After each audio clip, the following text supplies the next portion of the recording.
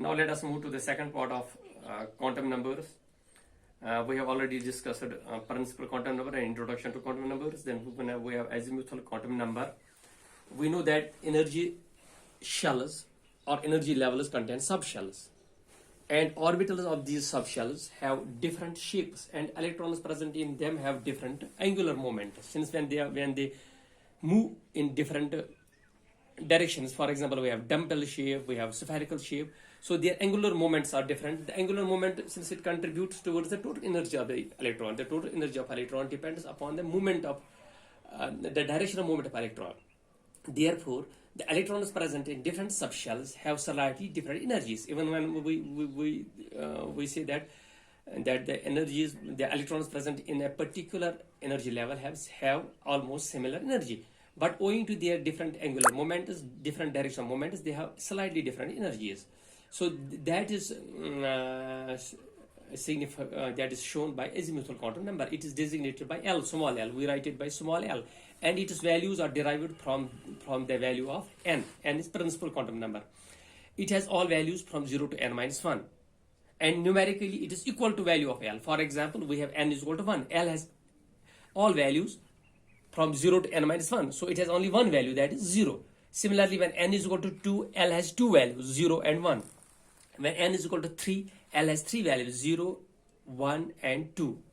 Okay, the values of L are sometimes, not sometimes, but frequently designated by letters S, P, D. When L is equal to, the value of L is 0, it is also written by S.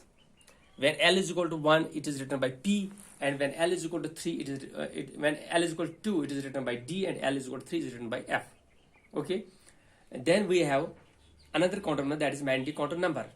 We know that due to the angular moment, an electron gives rise to a magnetic field, and any charged particle or charged body, when it is in motion, it produces a magnetic field. It means that when electron has a magnetic field of its own, when we place it in an external magnetic field, it orients itself in a certain preferred direction around the nucleus. This is due to some external magnetic field. So this preferred direction is shown by magnetic quantum number. It is designated by small m. The values of m depend upon the value of L. Okay, it has all values from minus L through 0 to plus L. Numerical, they are equal. Total number of values of m is equal to 2L plus 1. For example, when L is equal to 0, m has values plus 0 through 0 minus 0, that is 0. So it has only one value, that is 0. Similarly, when L is equal to 1, m has all values from plus 1, 0, minus 1. So numerically it has three values.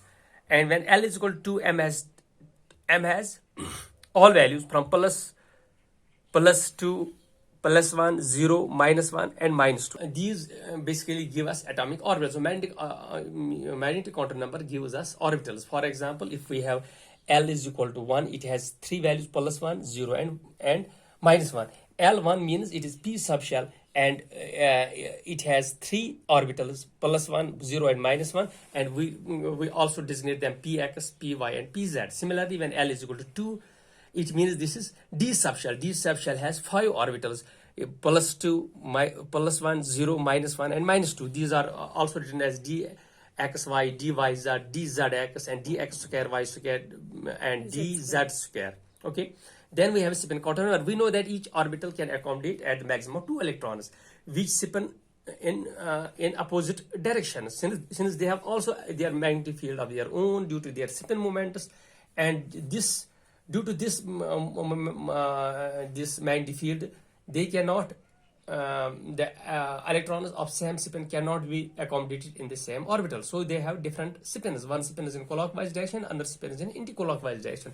We write them as, इनको हम लिखते हैं plus half or is clockwise, and minus half we write 1 over 2 into clockwise. We also write them like this, up arrow and down arrow. Okay, so these two values of the spin quantum number, it is designated by S.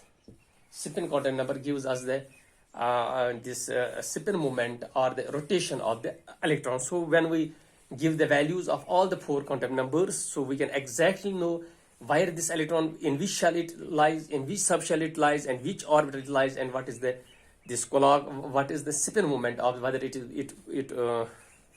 spin